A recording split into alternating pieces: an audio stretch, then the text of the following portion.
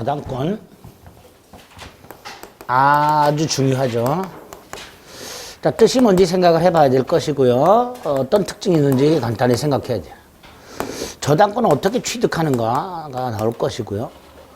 저당권의 효력이 나오겠죠. 이게 핵심입니다. 효력 청지 네 가지가 중요하죠. 효력 범위. 효력 범위는 두 가지. 피담보 채권의 범위와 목적물의 범위. 이게 중요합니다. 피담보 채권의 범위와 목적물의 범위. 그 다음에 용익물권과의 관계라고 해서 366조와 365조가 나오는데요. 특히 365조 일괄경매권이라는 게 하나 나옵니다. 이게 아주 또 중요하죠. 일괄경매권. 세 번째 제3취득자라는 사람이 나오고요. 네 번째 저당권 침해가 되었을 때 그 구제가 나옵니다. 그 중에서 이제 이 세 가지가 핵심입니다. 세 가지가 효력이. 여기에서 거의 매년 한 문제는 꼭 나온다 생각하시면 돼요. 그 다음에 저당권의 취득을 받죠. 취득한 상태에서 처분하는 경우가 있을 것이고요. 양도. 저당권 소멸이 나올 수 있겠죠. 합치면 뭐라고 말할 수 있어요? 저당권의 변동 뭐 이렇게 되겠죠. 그죠? 취득, 변경, 소멸 이렇게 되죠. 그 다음에 이제 특수저당권이라고 두 가지가 나옵니다. 공동저당이라는 놈과 근저당이라는 놈이 나오는데 요거는 나중에 문제풀이에서 그냥 볼 거예요. 그러니까 이거는 시험 문제 나오더라도 이거 내면 찍으라고 내는 거니까 풀라고 내는 거 아니니까 요것만 좀 조심하세요. 근저당권. 자, 먼저 저당권이 뭐냐? 저당권이 뭐냐? 우리 주택담보대출 받는 거 생각하시면 됩니다. 갑이 은행 가가지고요. 자신의 101호 주택을 담보로 제공하고 돈을 빌린다. 자, 은행이 갑에게 1억을 빌려주고요. 은행은 요 101호 등기부에 저당권자로 등기가 됩니다. 자, 이때 이 은행 101호를 점유하진 않죠? 이게 이제 저당권의 가장 기본이 되는 특징이 됩니다. 목적물을 점유하지 않은 채 이 목적물의 교환 가치를, 여기서 말하는 교환 가치는 경매 대가를 말합니다. 팔아서 나온 돈, 그거를 관념적으로 지배한다라고 말을 합니다. 그래서 관념적으로 지배한다라는 말은 별거 아니에요. 갑이 돈을 갚지 않으면 101호를 경매를 넣어서 그 경매 대가로부터 1억을 회수해야 되겠다. 그거를 교환 가치를 관념적으로 지배한다라고 말을 해요. 말은 어렵지만 그 의미는 아무것도 아니죠. 당연히 여러분이 을이라면 여러분은 갑이 돈을 안 갚으면 잽싸게 101호 경매 넣어갖고 1억을 회수해야 되겠다고 생각할 거 아닙니까? 그거를 교환 가치를 관념적으로 지배한다라고 말을 하시면 돼요. 물론 상대방은 무슨 말인지 못 알아듣겠죠. 나는 그렇다 이렇게 하시면 되는 거예요. 그리고 나서 진짜 갑이 돈을 갚지 않으면 이 을의 행동을 옮겨요. 101호 어떻게 해서? 임의 경매 넣어서 후수의 권리자보다 먼저 배당을 받는단 말이죠. 요거를 저당권이라 하자라고 약속을 한 거죠. 그리고 이 개념으로부터 저당권이 다른 권리와는 확연히 구별되는 특징이 나오죠. 점유하지 않는다. 따라서 저당권은요, 반드시 등기 등을 통해서 공시를 하도록 하고 있습니다. 이 목적물에 저당권자가 존재한다는 사실을 등기 등을 통해서 알리라 말이죠.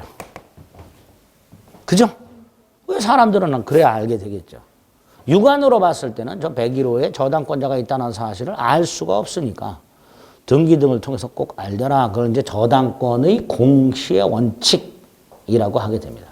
그래서 저당권의 객체는 반드시 등기 등록이 가능한 것만 저당권의 객체가 된다라고까지 얘기하게 됩니다. 그게 저당권의 뜻이고 특징이 됩니다. 그런 내용들이 378페이지부터 쭉 나와 있어요. 심심할 때 한번 읽으면 되는 거지. 안 심심한데요? 그럼 안 읽어도 돼요. 안 나와. 뜻만 생각해 보는 겁니다. 자, 그 다음에 취득이 나왔어요. 오른쪽 성립. 자, 저당권의 성립은 당연히 두 가지 방법이죠. 법률 규정과 법률 행위. 그 중에 대부분 법률 행위, 즉 계약을 통해서 저당권은 취득 성립하게 됩니다. 주택담보대출 받는 거 보세요. 은행 가서 계약하잖아요. 그죠? 그래서 저당권의 성립은 법률 행위, 즉 계약을 통한 성립이 대부분이어서 저당권은 대표적인 약정담보물권 이렇게 말을 해요. 물론 저당권자가 죽으면 상속인이 상속받겠죠. 이렇게 상속 등 법률 규정에 의한 취득도 있고요. 나중에 임대차를 가면 법정 저당권이라고 649조도 규정이 되어 있습니다. 이렇게 법률 규정을 통해서 취득하는 경우도 있지만 주로 법률 행위를 통해서 취득하기 때문에 대표적인 약정담보물권이라고 얘기하게 됩니다. 자, 이때 법률 행위를 통해서 취득하려면요. 계약을 해야 되는데 계약이 두 가지예요. 두 개. 먼저 뭐부터 해야 돼요? 돈 빌리는 계약부터 해야죠. 그걸 뭐라 그래요? 소비대차 계약이라고 합니다. 돈 빌리는 계약, 우리가 흔히 말하는 대출 약정을 하고요. 저당권 설정 계약을 하겠죠. 담보권 설정 계약. 그리고 뭘 할까요? 저당권 등기해야죠. 부동산 물권이니까. 이렇게 계약 두 개와 등기. 이게 약정을 통한 저당권 성립이 됩니다. 여기서 이제 당사자를 좀 조심하셔야 되는데 소비대차 계약의 당사자는 채무자하고 채권자겠죠. 다른 말로 차주, 대주 이렇게도 부릅니다. 차주, 대주.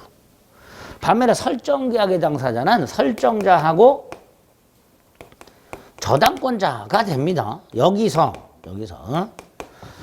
채권자가 을이라면 당연히 부종성, 수반성에 따라 저당권자로 등기되는 자도 당연히 을로 등기가 돼야 되죠. 그죠?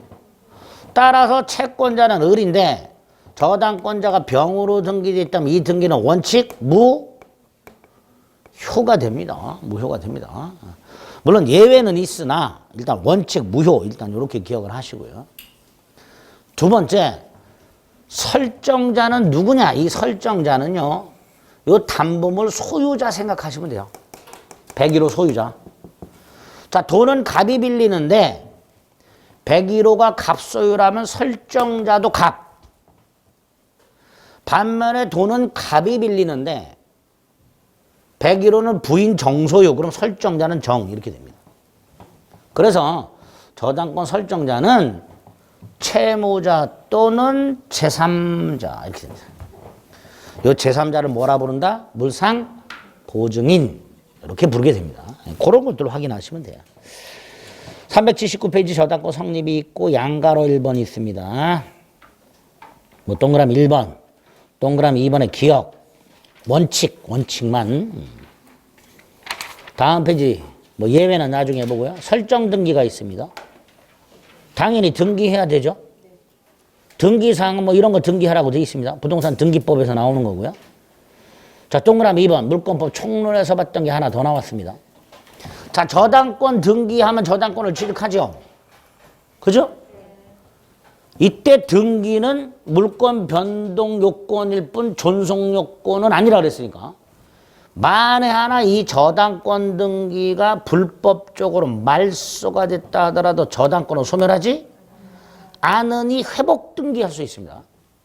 회복 등기할 수 있어요. 여기서 문제가 생겨요. 저당권 등기가 불법 말소가 됐는데 회복 등기하기 전에 목적물이 경매가 돼버렸네. 목적물이 경매가 되면 저당권은 원칙적으로 전부 소멸을 해버립니다. 그러니까 저당권이 불법 말소된 상태에서 회복 등기를 하기 전에 목적물이 경매가 되어버리면 이 저당권은 어차피 소멸하죠. 그러니까 회복 등기할 수 없다. 이렇게 되겠죠. 그게 동그라미 2번에 나와 있습니다. 그거 하나 조심하시고요. 오른쪽 저당권의 객체는 아까도 말씀드렸듯이 등기 등록이 가능한 것만. 그래서 민법상 저당권의 객체는 토지, 건물, 지상권, 전세권 4개. 그 다음에 저당권에 의해서 담보되는 채권. 원칙이 금전 채권이겠죠. 빌려준 돈. 근데 꼭 금전 채권만 되는 건 아니다. 여러분이 이정환이에 대해서 갖고 있는 민법을 강의하라는 채권도 제가 강의를 제대로 하지 않으면 손해배상 채권, 즉 금전 채권으로 전환될 수 있습니다. 이렇게 현재는 금전 채권이 아니지만 장차 금전 채권으로 전환될 수 있는 채권, 이것도 미리 저당권으로 담보할 수 있습니다. 동그라미 1번. 기억. 그다음 밑으로 쭉 내려가면 동그라미 2번. 채권 일부.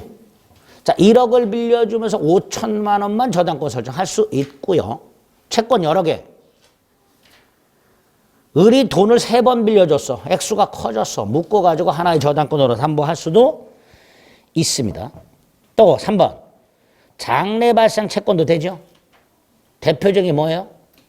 갑이 을에게 시험에 붙으면 1억을 줄게. 을이 시험에 붙으면 1억 채권이 생기죠. 미리 저당권으로 담보해 둘 수도 있단 말이에요. 이런 식으로. 그 다음에 여기에는 없지만 채무자가 여럿 있는 경우 정이 갑에게도 돈 빌려줬고 을에게도 돈 빌려줬고 병에게도 돈을 빌려줬는데 담보는 얘가 제공을 하고 합의하여 요 3개의 채권을 묶어서 하나의 저당권으로 담보할 수 있게 됩니다. 즉 수인의 채무자가 있을 때 묶어가지고 하나의 저당권으로 담보할 수도 있다. 반대로 갑에게 을이 5천만 원, 병이 3천만 원, 정이 2천만 원을 빌려주고 갑이 제공하는 담보물에다가 각각 저당권을 설정할 수 있지만 그렇게 하지 않고 하나의 저당권을 설정하고 을병정이 채권액의 비율로 10분의 5, 10분의 3, 10분의 2 예? 하나의 저당권을 채권액의 비율로 공동으로 가질 수 있습니다. 이런 걸 준공유라고 부릅니다. 뭐라 한다고요? 준공유. 요게 2년 전에 출제가 된 적이 있습니다. 수인의 채권자가 하나의 저당권을 채권액의 비율로 준공유. 하나의 소유권을 지분 비율로 갖고 있는 걸 공유라 그랬죠.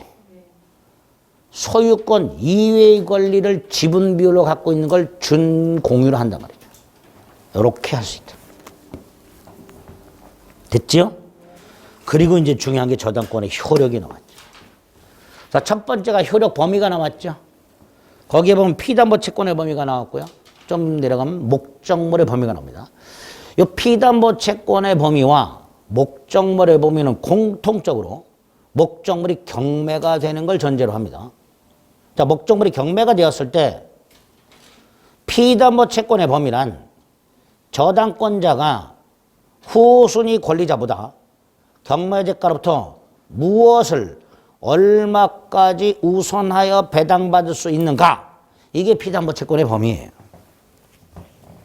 그리고 360조에서 5개를 딱 한정해서 규정해 놨습니다. 원본, 이자, 위약금, 채무불이행을 이유로 하는 손해배상, 저당권, 실행비용. 여기서 원금은 우리가 흔히 말하는 원금을 말하고요. 원본은. 이자는 약정이자를 말하고요. 저당권, 실행비용, 감정, 평가비용 같은 걸 말합니다. 자, 문제가 위약금하고 채무불이행 손해배상인데요. 위약금은요. 돈을 빌려주면서 특약을 합니다. 약속한 날짜에 돈을 갚지 못하면 연체이자는 당연히 묻겠죠. 그 당연히 묻는 연체이자 외에 따로 얼마를 배상한다는 특약. 그걸 위약금이라고 해요. 그 위약금 특약이 있고 그 특약이 등기가 되어 있다면 그것도 경매대가에서 우선해서 배당을 해줍니다. 그게 360조죠. 네 번째 채무불이행을 이유로 하는 손해배상은 다음 단서에서 지연배상이라고 해놨는데 지연이자 연체이자를 말합니다. 근데 요거는 1년분만 배당해줘요. 갑이 뭐 3년을 연체했다 해서 다 배당해 주는 게 아니라 1년분만 배당을 해줍니다. 그렇게 360조를 해석하시면 됩니다. 됐죠? 자, 여기서 이 1년분이라는 제한 잘 생각해 보세요. 채무자가 3년을 연체해 놓고 360조를 근거로 은행에다가 나 이 연체자 1년분만 갚겠다 이렇게 할 수 있어요, 없어요? 안 되죠. 그건 안 되죠. 여기서 1년분이라는 제한은 저당권자가 경매대가로부터 후순위 권리자보다 우선 배당받는 게 1년분에 한한다라는 제한이에요. 채무자가 저당권자에게 360조를 근거로 나 1년분만 갚겠다라고 주장할 수 있는 게 아니라 말이죠. 당연하죠. 연체자는 다 갚아야죠. 그런 의미로 1년분의 의미를 이해해 주시면 됩니다. 이게 첫 번째. 반면에 목적물의 범위는 뭐냐? 마찬가지로 목적물이 경매되었을 때 경락인이 어디까지 소유권을 취득하는가의 문제인데요. 일단 저당권의 객체가 대표적인 게 토지하고 건물이죠. 그리고 우리나라는 토지 저당권과 건물 저당권이 별개예요. 그죠? 토지와 건물을 별개의 부동산에 그랬으니까. 그 말은 토지 저당권의 효력은 건물에는 미치지 않고 건물 저당권의 효력은 토지에는 미치지 않으니까 토지 저당권이 실행되면 경락인은 토지만, 건물 저당권이 실행되면 경락인은 건물만 소유권을 취득하는 거예요. 그죠? 당연한 건데 거기에 덧붙여서 토지나 건물의 부합물, 토지나 건물에 부합된 물건, 종물에도 저당권이력이 미친다. 이렇게 해놨습니다. 예를 들어서 주유소 지하에 매립되어 있는 유류 저장 탱크, 주유소 건물 입구에 설치해둔 번호키, 주유기, 세차기 이런 것들도 토지나 건물이 경매되었을 때 경락인이 소유권을 취득하는가의 문제가 이제 목적물의 범위가 되는 거예요. 자, 여기서 부합물 종물에 저당권 효력이 미친다라고 되어 있는데, 첫째, 이 부합물이나 종물은 저당권이 설정되기 이전부터 있었던 부합물 종물이든 저당권이 설정된 이후에 부착한 부합물 종물이든 따지지 않습니다. 두 번째, 의무규정입니다. 거기 목적물의 범위 맨 밑에 358조 단서를 보면 법률 규정이나 설정 행위로 다른 약정할 수 있다고 돼 있죠. 즉 부합물이나 종물의 저당권 효력이 미치지 않는다라고 얼마든지 약정할 수 있단 말이죠. 그러니까 부합물 종물의 저당권 효력이 미친다라는 민법 규정은 임의 규정이 됩니다. 임의 규정. 그 다음 구체적으로 부합물은 뭐냐? 토지나 건물의 일부가 된 물건.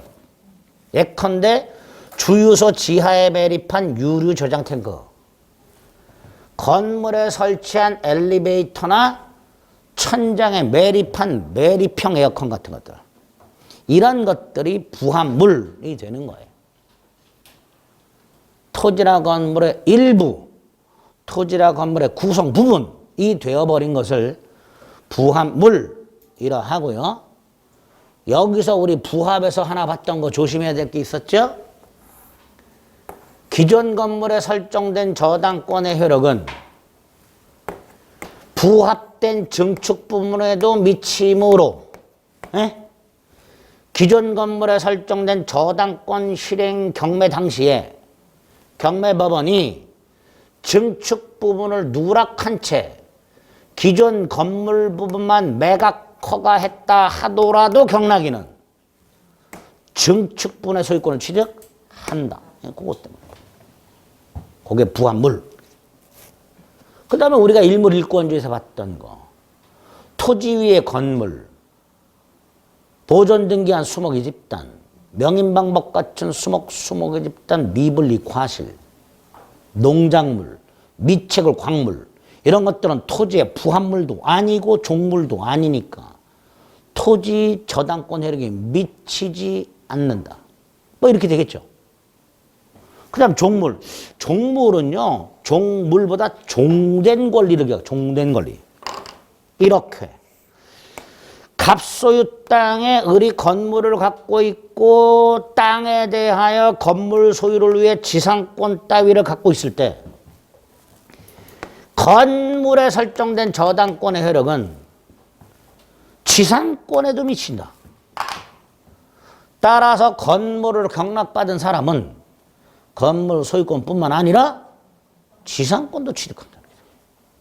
또 전유 부분에 설정된 갑소유 101호에 설정된 저당권의 효력은 갑이 그 집합 건물의 대지에 대하여 갖고 있는 대지 사용권에도 효력이 미친다.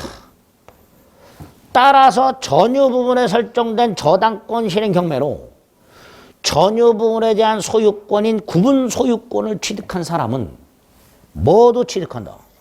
대지 사용권도 취득한다. 여기 종물에서 보셔야 될 것들이. 그래서 오른쪽 동그라미 1번 부합물 종물 판례 1번, 2번, 3번. 그 다음에 위로 올라가면 과실이 나왔어. 과실. 101호에 저당권이 설정이 되어 있었는데 101호에 이 101호에 월세 임차인 100만 원이 있었어. 월세 100만 원을 지급하는 임차인이 있었어. 자, 월세가 뭐예요? 과실이죠.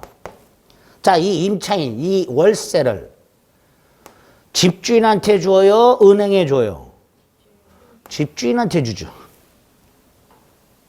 그러니까 저당권은 과실에는 효력이 미치지 않는다. 그런데 나중에 이 101호가 경매 등이 시작이 됨으로써 압류가 돼버리면 그 압류 효력이 과실에도 미쳐요. 압류 효력이 어디에도 미친다고요? 과실에도. 그러니까 저당권의 효력도 미치게 됩니다. 결국 목적물 압류 후 과실에는 저당권의 효력이 미친다. 이렇게 말을 하게 될 거예요. 그게 맨 위에 359조가 됩니다. 과실은 그 정도만 보시면 되고요. 자, 요게 이제 목적물의 폼이다. 이렇게 생각하죠. 그리고 한 장을 넘겨보면 384페이지 동그라미 3번에 목적 토지 위에 건물이라고 되어 있고 토지를 저당권의 목적으로 한 경우 당연히 건물에는 저당권 효력이 미치지 않는다라고 되어 있죠. 그죠? 자, 요거와 관련해서 366조와 365조가 나오는데요. 그 365조가 먼저 나왔습니다. 우리 366조 토지와 건물이 있고 소유자가 동일한 상태에서 땅에 저당권이 설정이 됐다. 당연히 이 토지 저당권의 효력은 건물에는 미치지 않으니까 토지 저당권이 실행이 된다면 토지만 경매가 되는 거예요.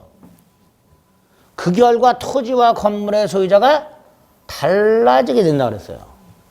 그래서 이때 건물 소유자가 뭘 취득한다고? 법정 지상권을 취득한다고 그랬습니다. 그런데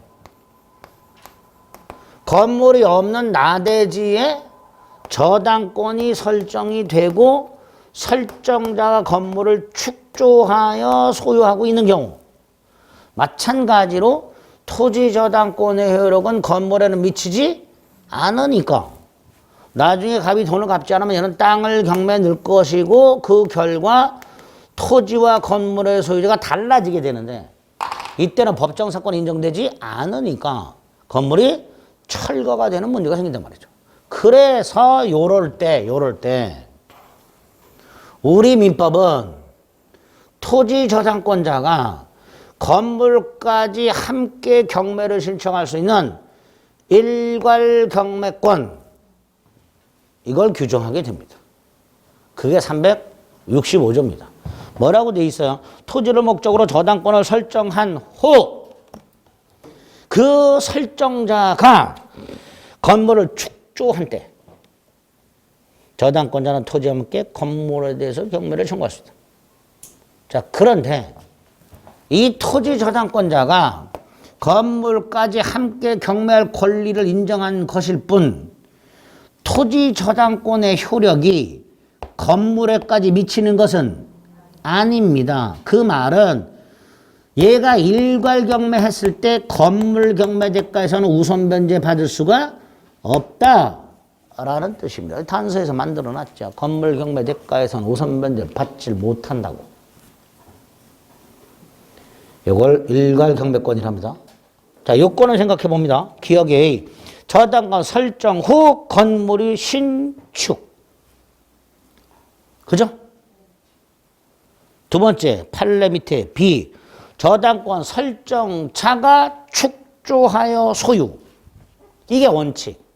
그런데 그 밑에 판례. 우리 대법원은 요 저당권 설정자가 땅의 지상권을 설정해 주고, 그럼 뭐예요?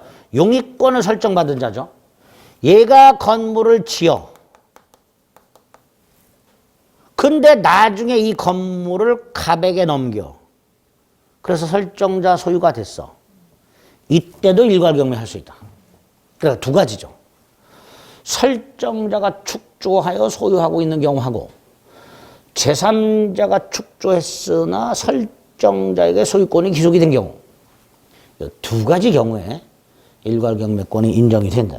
오른쪽 효과. 이 토지저당권자 일괄경매권은요, 의무가 아니고 권리예요. 뭐라고요? 권리. 그래서 B의 먼저 세 번째 줄. 일괄경매 청구는 저당권자의 권리일 뿐 의무가 아니야. 그래서 실제로요, 얘가요, 땅만 경매를 넣고요. 그걸 지가 경락을 받은 다음에 건물 철거를 청구한 사건이 있었어요. 괜찮다. 위법하지 않다. 토지저당권자가 토지 건물까지 꼭 일괄 경매해야 될 의무가 있는 것은 아니다 말이죠.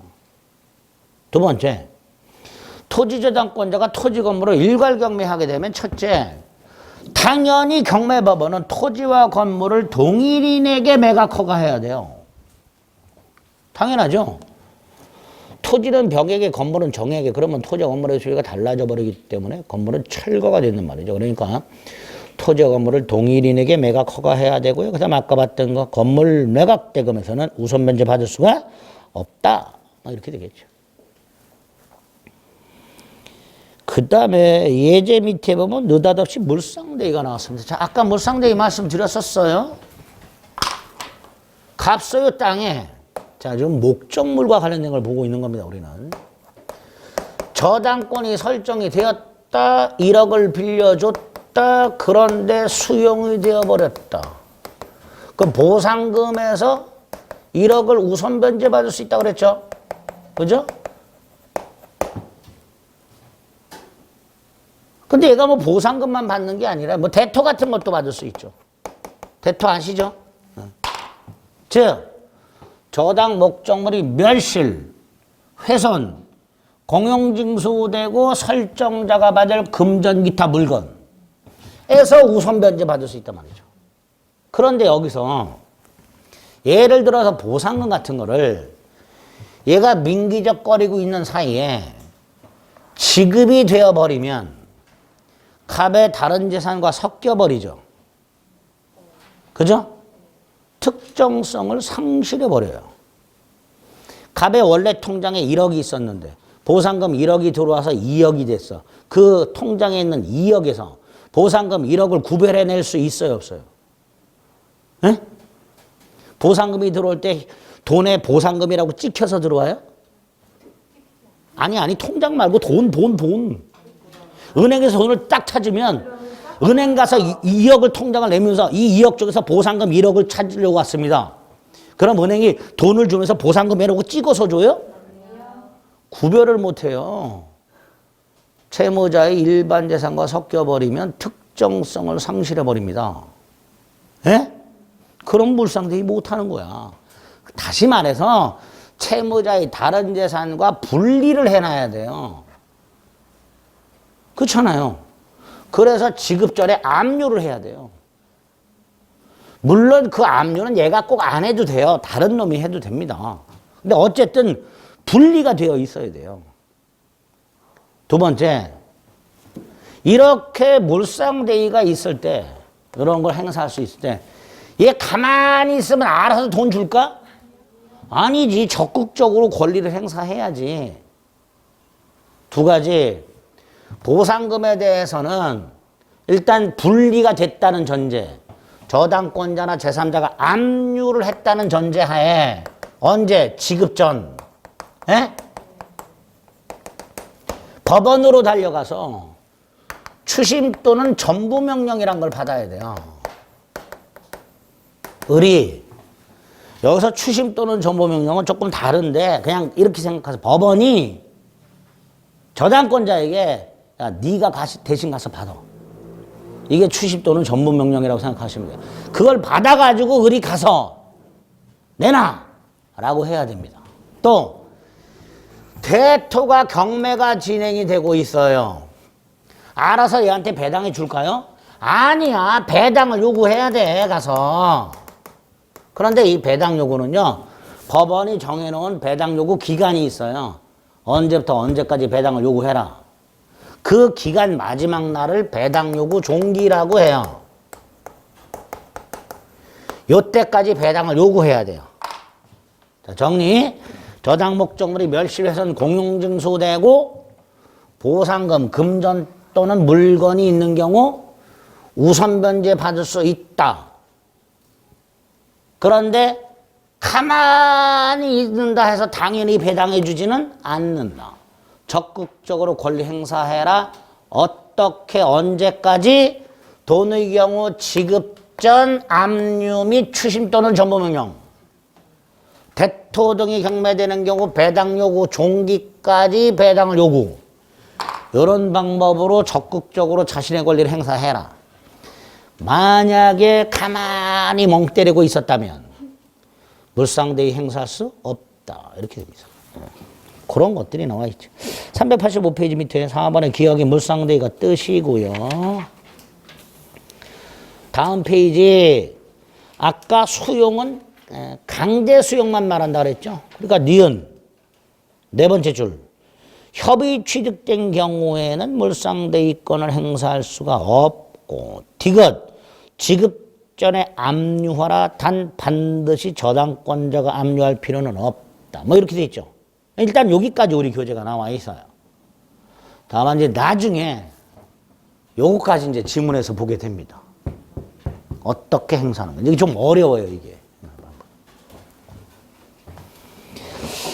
자, 뭐 그 정도 확인하시면 되고요. 그 다음에 한 장을 넘깁니다. 자, 우리는 저당권의 효력을 받고요.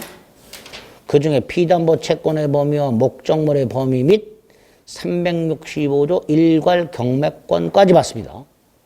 이제 세 번째 뭐가 나왔어요? 제3 취득자가 나왔어요. 제3 취득자. 제3 취득자는 도대체 누구냐?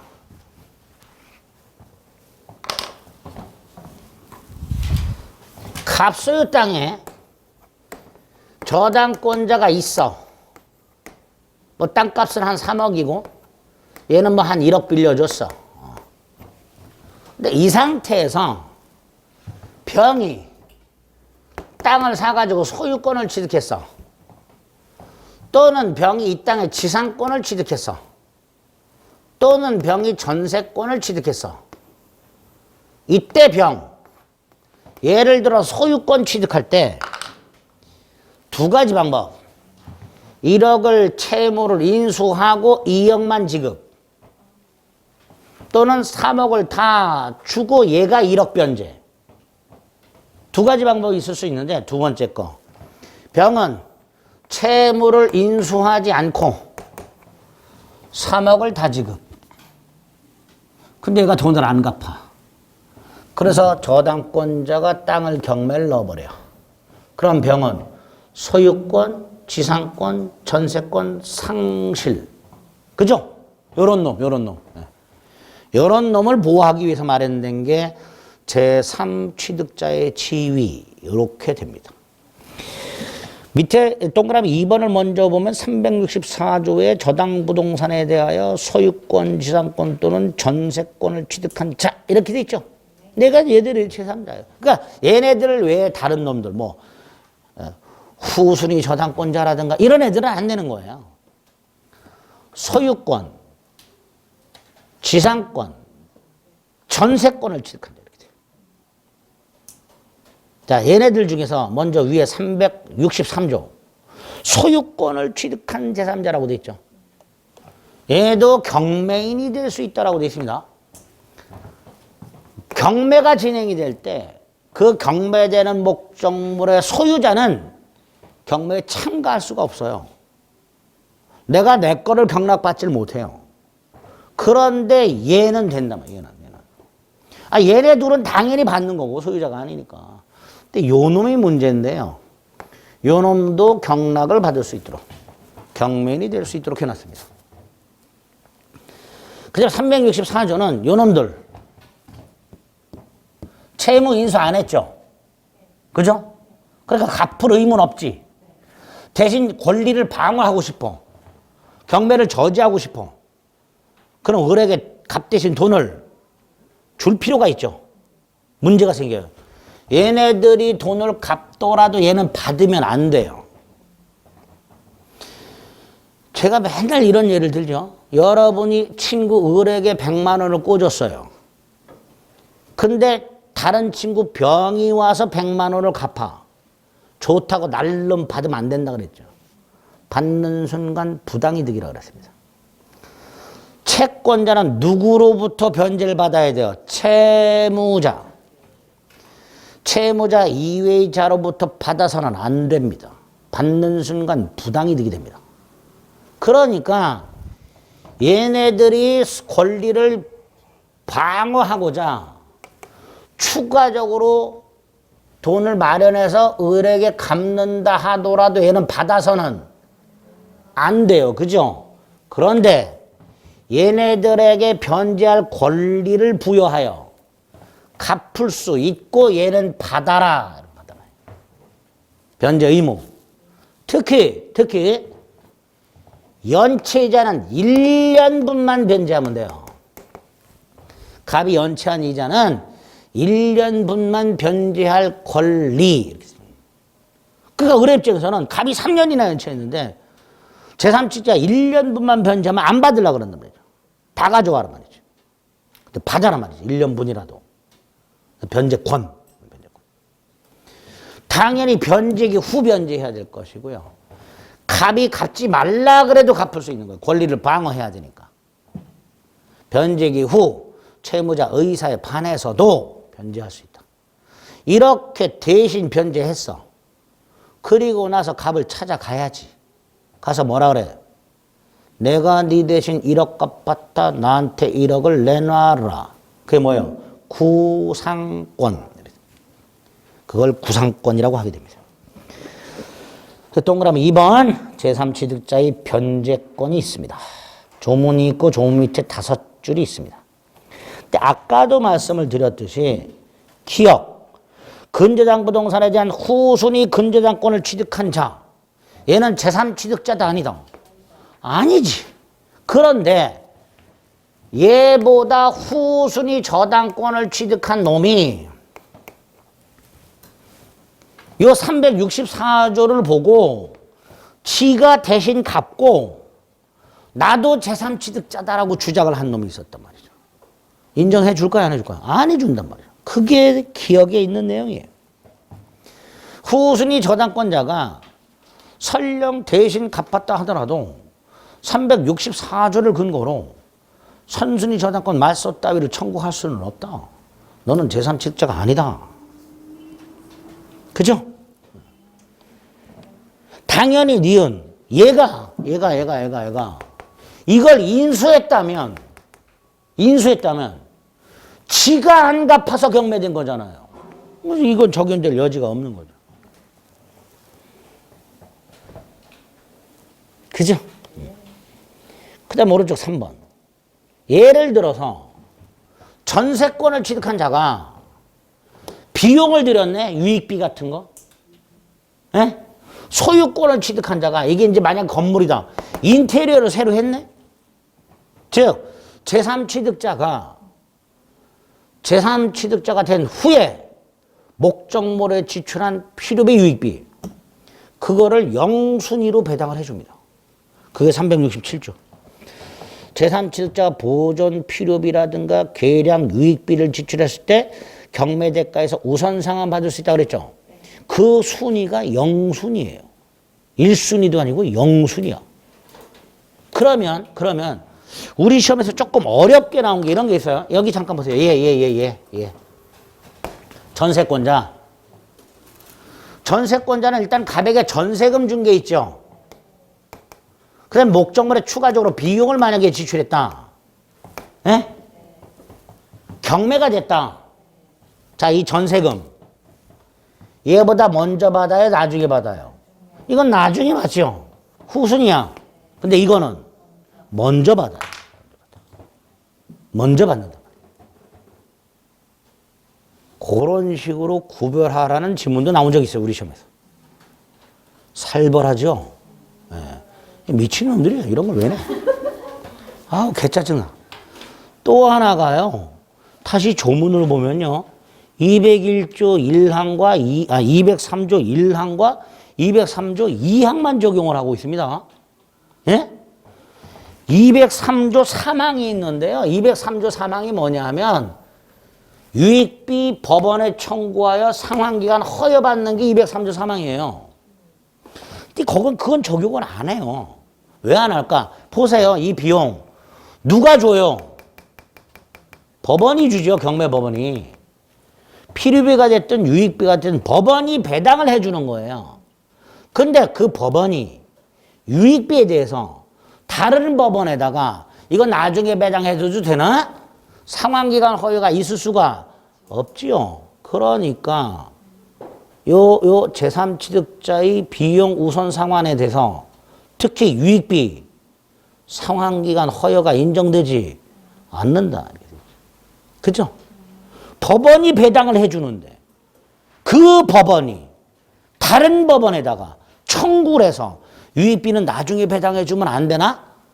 뭐 이따위 청구한다는 건 있을 수가 없잖아요. 그러니까 유익비 상환기간 허여도 적용이 없다. 그래서 203조 3항을 빼버린 거예요. 이렇게 세 가지 장치를 통해서 제3취득자를 보호하고 있더라. 자, 저당권 해력의 마지막 저당권 침해가 나왔습니다. 요거는 이제 요거 가지고 이해하시라 그랬어요. 갑이 임야가 있는데 전체 땅값이 300만 원밖에 안 되지만 그 임야 내에 1억짜리 나무를 5그루를 갖고 있더라. 그래서 이 5그루 나무를 임목 등기를 한 다음에 을로부터 3억을 빌리면서 임목에다가 저당권 되지요. 그리고 을은 갑이 안 갚으면 저 5그루를 경매에 넣어서 3억을 회수할 생각을 하고 있었다. 그런데 이 나무 가격이 등락하겠죠. 예를 들어서 한 그루당 1억이었었는데 나중에 나무 가격이 떨어져서 한 그루당 5천만 원이 됐어. 그럼 전체 담보 가치가 2억 5천만 원 됐죠. 이런 건 저당권 침해가 아닙니다. 목적물 가격이 등락에 따른 담보 가치의 감소, 이건 저당권 침해가 아니라 지진으로 2그루가 타버렸다. 무너져 내렸다. 벼락을 맞아서 타버렸다. 또는 갑이 몰래 2그루를 내다 팔았다. 이런 식으로 목적물 멸실, 훼손에 따른 담보 가치 감소, 요거를 저당권 침해라고 합니다. 요거를. 이렇게 저당권이 침해되었을 때 이 저당권자는 첫째, 물권이 침해됐으니까 물권적 청구권 행사할 수 있죠. 그럼 당연하죠. 물권적 청구권. 그런데 저당권자는 목적물을 점유하지 않으니까, 예를 들어서 갑이 2그루를 팔아먹으려고 몰래 빼돌렸다. 근데 아직 못 팔아먹었다. 저당권자가 나한테 반환하라 할 수 있다 없다? 없죠. 반환 청구권은 인정 안 된단 말이에요. 원래 장소로 원상복구하라는 청구할 수 있지만 나한테 반환하라 이렇게 청구할 수는 없습니다. 즉 저당권자도 지역권자와 마찬가지로 물권적 청구권 자체는 인정되지만 그 중에서 반환 청구권은 인정되지 않는다. 그래서 맨 밑에 판례가 있죠. 목적물이 반출됐다. 나에게 반환하라. 이런 청구는 안 된다. 원래 장소로의 원상복구는 청구할 수 있다. 예? 나한테 반환하라. 있다고 청구를 할 수 없단 말이죠. 두 번째가 세 그루를 누가 갖다 팔아먹었어요. 세 그루. 두 그루만 남았어. 두 그루 팔아봐야 2억밖에 안 돼. 그죠? 채권 다 회수해 못해. 못해요. 요걸 저당권자의 손해라고 해요. 한 그루만 팔아먹거나 두 그루만 팔아먹었다. 아직 손해는 없어요. 근데 세 그루를 팔아먹는 순간 저당권자에게 뭐가 생겼어? 손해. 당연히 손해배상 청구할 수 있겠죠. 동그라미 2번. 세 번째, 설정자가 침해한 경우. 자, 이 나무가 채무자 갑소유 또는 갑의 부인 정소유. 그럼 채무자 또는 물상보증인이죠. 설정자라고 하죠. 설정자가 침해했다면 원상복구 또는 담보물 보충 청구할 수 있다. 아까 말씀드렸던 뽑아서 팔아먹으려고 반출했던 게 안 팔렸다. 원상복구 청구. 팔아먹었다. 똑같은 값어치가 있는 나무를 갖다 심어놔라. 원상복구 청구 또는 담보물 보충 청구할 수 있다. 누가 침해자일 때? 설정자. 마지막 4번. 채무자가 침해했다. 아, 그런데 우리 민법 388조 1호로 보면 채무자가 담보를 손상, 감소, 멸실하게 하면 기한이익을 상실하도록 하고 있다. 기한이익 상실이 뭐예요? 아직 변제기가 3년 남았지만 기한을 도래시켜버린단 말이죠. 지금 당장 갚아라. 즉시 변제 청구할 수 있다. 조심하실 건 담보물 보충 청구권은 침해자가 저당권 설정자입니다. 반면에 즉시 변제 청구는 침해자가 채무자입니다. 구별하셔야 돼요. 그럼 예를 들어서 물상보증인이 침해하면요. 물상보증인 담보물 보충은 청구할 수 있지만 즉시 변제는 청구할 수가 없습니다. 그런 의미입니다.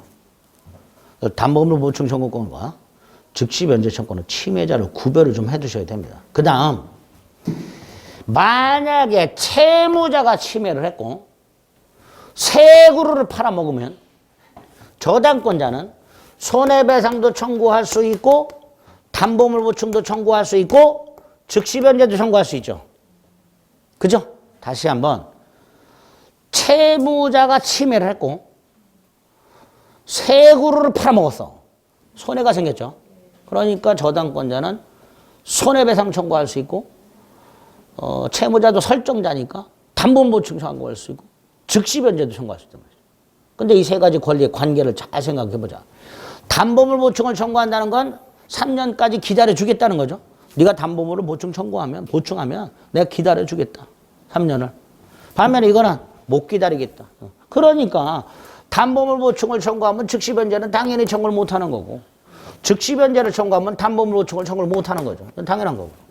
또 하나 담보물 보충을 청구했더니 세 그루 갖다 심었네. 5그루가 됐네. 더 이상 손해는 없네. 그러니까 청구를 못 해. 반면에 즉시 변제를 청구해서 원금을 받았다 하더라도 손해는 남았어. 손해배상 청구할 수 있다. 이렇게 되죠. 결론. 담보물 보충을 청구하면 즉시 변제 청구나 손해배상은 청구할 수가 없다.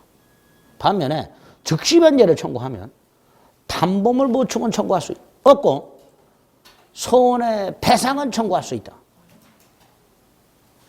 머리가 터질 것 같죠? 네, 안 터져. 우리 머리는 단단해서 안 터져. 그래서 그 동그라미 3번에 362조 좋은 박스 밑에 2줄. 동그라미 4번에 세 번째 줄 단 이후. 그 관계 확인해 주셔야 됩니다. 됐지요? 네, 여기까지가 저당권의 효력이에요. 별거 아니야. 이런 게 있구나, 저당권에는. 그 다음에 저당권 처분 소멸이 나오는데요. 소멸은 채권 소멸하면 저당권 소멸할 때니까 별 문제 없고, 요게 문제죠. 저당권 처분량도. 이런 경우 갑소유 101호에 을이 저당권을 갖고 있었고 1억을 빌려준 게 있었는데 돈 받을 날짜는 아직 3년이나 남았는데 을이 돈이 지금 급하게 필요해. 그러면 을이 돈을 마련하는 방법 중에 하나가 팔아먹는 거예요. 그죠?